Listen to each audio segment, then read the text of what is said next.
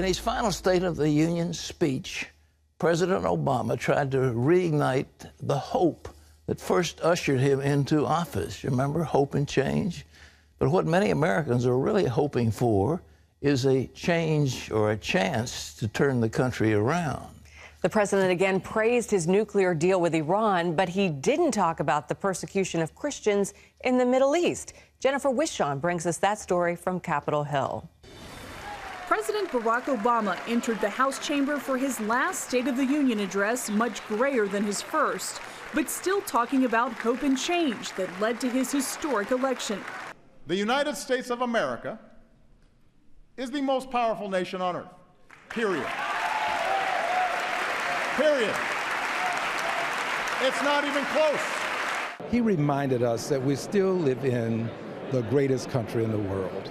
The president says he's never felt more optimistic about the future, but not everyone shares his enthusiasm. Polling shows some 70% of Americans feel the U.S. is heading in the wrong direction, driven in part by concerns over the nation's security. Hours before his address, 10 U.S. sailors drifted into Iranian waters and were detained. Surprisingly, Obama didn't mention it. Instead, he touted the controversial nuclear deal with the Islamic Republic. The president calls protecting Americans from terrorists his top priority, while warning lawmakers about overinflating the power of the Islamic State. Masses of fighters on the back of pickup trucks, twisted souls plotting in apartments or garages, they pose an enormous danger to civilians. They have to be stopped. But they do not threaten our national existence. The president scolded Americans who persecute Muslims, but made no mention of Christians who've experienced a record year of persecution at home and abroad. And White House officials say there are no immediate plans to label the plight of Christians in the Middle East as genocide. I mean, freedom of religion is very important, but you can't have freedom of religion if you're just going to protect the people the president wants to protect. While it was this president's last State of the Union, it was Paul Ryan's first as House Speaker. Still, it was Republican Governor Nikki Haley who made headlines. There is more than enough blame to go around. We as Republicans need to own that truth. We need to recognize our contributions to the erosion of the public trust in America's leadership. We need to accept that we've played a role in how and why our government is broken. And then we need to fix it. There are fights ahead for the president's agenda, like his push to close the Guantanamo Bay detention center. These are some of the worst terrorists in the world. Any city that you put them in, that city all of a sudden has a target on its back from terrorists all over the globe. And there are chances for bipartisan cooperation. We think criminal justice reform is possible, and it's something that would be really tremendous to get done for this country. I'm working with Republicans. We have bipartisan bills that are clearly ready to be passed. In a rare admission, President Obama revealed the regret of his presidency is that the rancor between Democrats and Republicans has festered, not improved, under his leadership. I have no doubt a president with the gifts of Lincoln or Roosevelt might have better bridged the divide. And I guarantee I'll keep trying to be better so long as I hold this office. Jennifer Wishon, CBN News, Capitol Hill. Well, thanks, Jennifer. Well, with us now to look at the president's speech and his record. By the way, I understand there was 160 promises that he has made over the last 8 years or so that he have not fulfilled. But to talk about his own proposals to turn America around, it's a good friend, Steve Forbes.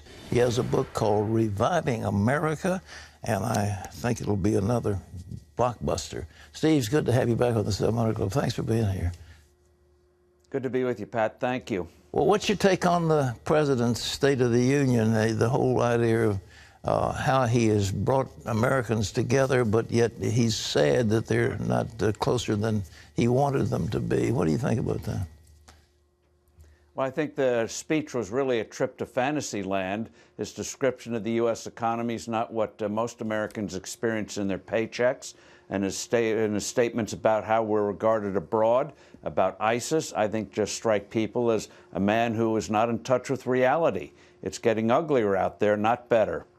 Well, what do you think, what's the record of history? I mean, sooner or later, history judges leaders, and they lead every president of the United States gets a record in history sooner or later. How will history judge this one?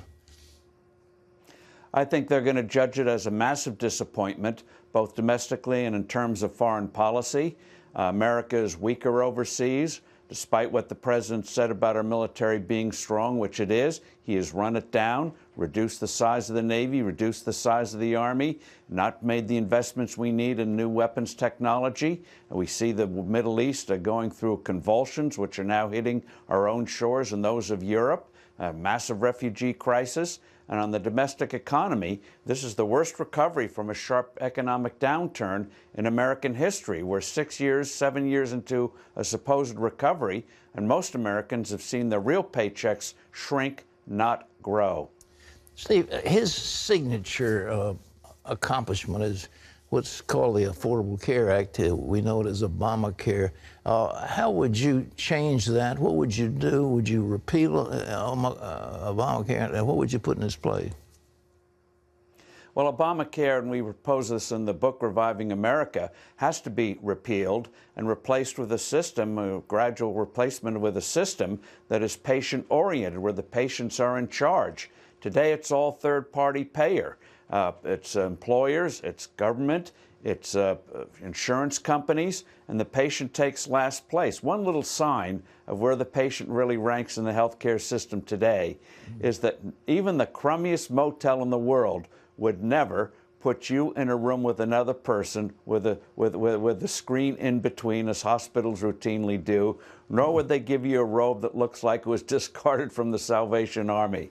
So we need a more patient-oriented system, and in the book Reviving America, we list reforms, starting with nationwide shopping for health insurance so that you get the policies you want, not what bureaucrats want, and having hospitals and clinics post prices for all their products and services and treatments so you can see where you get the best for your value for your money.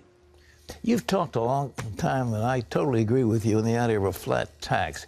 The tax code is just a monstrosity. More pages in the whole Bible. What is your plan? How would the flat tax work? Well, what the flat tax would do is just get rid of this corrupt tax code, which now runs more than 10 million words versus a little over 780,000 words in the Holy Bible, and replace it with a single rate system, generous exemptions for adults and for children. You'd have exemptions so that, for example, a family of four, the first $52,800 of income would be free of federal income tax, no tax on your savings, and no death tax. You should be allowed to leave the world unmolested by the IRS. And anything you earn above $52,000, that family, you'd pay only 17 cents on the dollar. Do the same thing on the business side, reduce the rate to 17, clean the code up. And this way, you could literally do your tax return on a single sheet of paper or with a few keystrokes on a computer. You know, we wouldn't have to spend 6 billion hours a year, which the IRS estimates that we spend filling out tax forms, spend $200 to $300 billion a year trying to comply with this monstrosity. What would your plan do in terms of the economy? How do you see the outworking of it if it's put into effect? Well, by enabling the American people to keep more of what they earn, simplifying the tax code so we can focus our brain power and productive work and innovations that get the economy moving, you'd see this economy roar like a rocket. Over 30 countries around the world have put in the flat tax, and it's worked very well. So this isn't a laboratory experiment. And it's a moral issue. If you add up, say for the last 20 years, all the tens of billions of hours we've spent filling out tax forms, the trillions of dollars we've spent complying with this tax code, and just think for a moment if that money and that brain power and that time had been spent on creating new products, creating new medical devices, new services, new cures for diseases, how much better our lives would be. So it's not just an economic issue, it's a profoundly moral issue. Let us focus our talents on productive things, helping each other, instead of this monstrosity we have to grapple with today. You know, you've also been speaking with the Federal Reserve. The Federal Reserve has pushed interest rates to an obscenely low level. Savers have been killed over these last few years. And now the Fed's in a box because when they want to raise rates, they'll kill the economy. What would you do with the Federal Reserve Board? Well, drastically downsize it and simplify it. You're right, it's become a corrupt institution, taking on massive new powers. And so what the Fed should do is allow real interest rates. Interest rates, as you know, is the price you pay for borrowing money. It's like the price you pay for renting an apartment or buying a gallon of gasoline. And when they suppress rates, and we explain this very simply in the book, Reviving America, when they've suppressed interest rates, what they've ended up doing is hurting not only savers, but loans to small and new businesses, which have grown hardly at all. And as you know, small and new businesses are the job creators in this economy. The other thing the Fed should do immediately is reduce the size of its bloated portfolio of securities that it's given itself, almost $5 trillion, so that that money can start going back into the financial system to finance new and small businesses and the needs of households. And ultimately, Pat, we have to go to a gold standard. We had a gold standard for 180 years, first 180 years of this country's existence, and gold is like a ruler. It's like having 60 minutes in an hour or 12 inches in a foot. It worked. It's worked far better than what we have today, which is sluggish growth, a mammoth bureaucracy that is out of control and crushing new and small businesses. This book, ladies and gentlemen, is called Reviving America. Steve, I want to ask you one last question. There are a lot of contenders for the presidency in the Republican Party and, of course, the Democratic Party as well. But are there any that would embrace the principles that you lay out in this book that you would point to? Well, looking at the candidates, I almost feel like it's a dating game, finding virtues in each of the candidates. Ted Cruz, for example, gets it on the Federal Reserve and the need for a gold standard, as does Senator Rand Paul.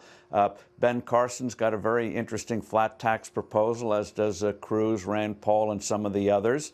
So they're coming our way, but the purpose of the book is to put pressure, give people the information they need to get candidates not only for president, but also for Congress and the Senate to do what's right, the big three reforms, repealing Obamacare and replace it with patient care, get rid of the IRS and have a genuine flat tax, and get the Federal Reserve to stop mucking around with the dollar so it can be stable and strong again. These three things, there are obviously a lot of other things we have to do, but these big three things, big three reforms, would rapidly revive America. This country's very strong. We've been through a very rough period, but I think with these kind of reforms, people will be surprised, pleasantly surprised, at how quickly America recovers. Well, Steve, you're a brilliant thinker, and I appreciate all that you have done over the years to give us a more sound economy. I hope people will listen to you. It's called Reviving America. Steve Forbes, available wherever books are sold. Wendy. I love listening to him. He makes sense. He's so easy to understand what he's saying. I subscribe to Forbes magazine, and when I open the magazine, it's his column I want to read. Exactly. The rest of it is just, it's there, but I want to read what Steve's got to say. He's a good guy. Has released 10 U.S. sailors today after taking them into custody Tuesday when they crossed into Iranian territorial waters. The Navy says it will investigate, even as some point out that Iran has recently been taking aggressive military action. Caitlin Burke has a story. U.S. military officials say the two small U.S. vessels drifted into Iranian waters Tuesday after one of them experienced mechanical problems. The other then followed to offer help. The U.S. boats entered 3 miles into Farsi Island's territorial waters, and because of their unprofessional acts, these forces were immediately detained by our naval combatants and transferred to Farsi Island. They did not show much resistance. U.S. naval ships often patrol the waters of the Persian Gulf near Iranian territory, a source of tension between the two nations.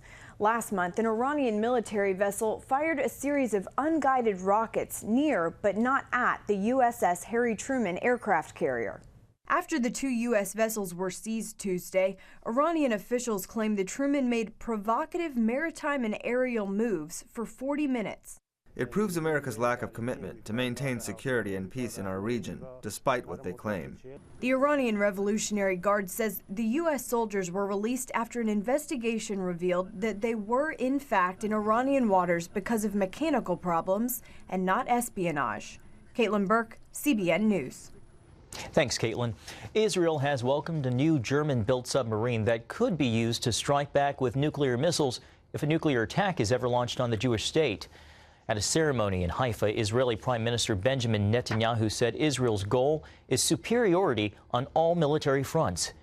Netanyahu hinted that the submarine could give Israel second strike capability in the event of a nuclear attack and reinforce its military strength. Our submarine fleet will act as a deterrent to our enemies who want to destroy us. They will not achieve their aim. They need to know that Israel is capable of striking with very great strength at all those who would harm it. Foreign reports say Israel's submarines are armed with nuclear missiles, while Pat Netanyahu has said that the subs are a defensive force in the stormy reality of the Middle East. Well, you know, we have what's called the nuclear triad of the United States. We've got the old Minuteman missiles, which are in silos that are creaky and corroding and probably won't work. We've got a World War II bomber, the B-52, that handles nuclear missiles. And our most effective weapon is the submarine-based, is the Trident, or one of those other types of seaborne missiles. They're the ones, and because they have MIRV missiles, they could destroy almost any country on the face of the earth, and they can stay hidden in the waters where they cannot be found. Israel has had submarines they've gotten from Germany before. This isn't the first one they've got. So he's talking about a fleet. But it seems like to me if Iran comes up with a nuclear weapon, the Israelis can take that submarine and park it in the Arabian Sea just off the coast of Iran, and they could let them have it. So I think the Iranians will think twice before they make an unprovoked attack on Israel. And that basically is what Bibi Netanyahu was saying in that ceremony. So it's defensive, sure, but if they need to get offensive, they won't hesitate. John? Pat, back here at home, a federal judge has ruled that a Tea Party class action lawsuit against the IRS can move to the next phase. Judge Susan DeLotte certified more than 200 Tea Party groups were targeted in the same way by the IRS. They argue that the tax agency violated their First Amendment rights because of their conservative political views. The Wall Street Journal reports that the judge believes the Obama administration has been stonewalling the investigation. At a hearing last September, she said, "I feel like the government is doing everything it possibly can to make this as complicated as it possibly can, to last as long as it possibly can, so that by the time there is a result, nobody's going to care except for the plaintiffs." And Pat, one of the attorneys representing the Tea Party group, says this is a major step in this now years-long case. Well, extremely so. You know, Lois Lerner pled the Fifth because she'd been doing some things that were wrong, breaking the law, obviously. I mean, because you can't draw an inference from that, but nevertheless, she pled the Fifth, and that says a lot. And I think the IRS was scoffing at the Congress, especially the Republicans, saying, look, we're going to do what we want to do. And this class action lawsuit is a big deal. I know the American Center for Law and Justice has had a lawsuit against the IRS, and it hasn't been very successful. So for a judge to come on board and say we certify a class action, that is a big deal.